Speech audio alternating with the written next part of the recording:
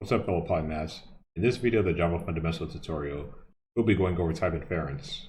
Type inference was introduced from Java 8 from Java 7.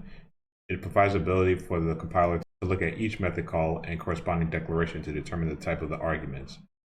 You can use this with generic classes and methods as well as create your own, and commonly used with collections as well. So here we have some examples of type inference. Before Java 7, when we're initializing a collection object, we'd have to put it in that string type in the angle brackets in the two places, which seemed kind of unnecessary. Then in Java 7, we only needed to put it on the left side before the name of the object. Now we don't even need to put it there. There's a way that you can put it there, and I'll show you right in the code.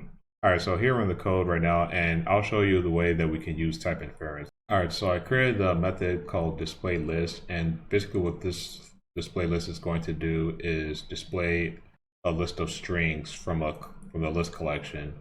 So now that I've created this method, we're going to call this in the code, and you'll see that it looks much cleaner than the typical initializing collection objects. Alright, so here I'm calling that display list method, and I'm using a linked list.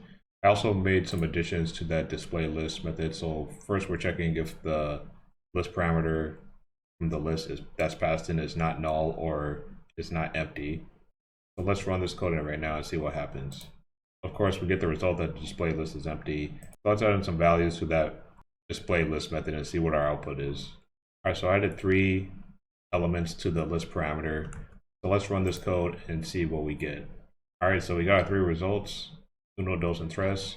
So that's an example of being able to use type inference. Again, it's not necessary to utilize this. You can still utilize the old way of creating the collection objects if you want to, or generics. But this is just another tool that you can utilize. If this video was of any value to you, please leave a like, comment, share, and subscribe. Thanks for watching, and I'll see you later.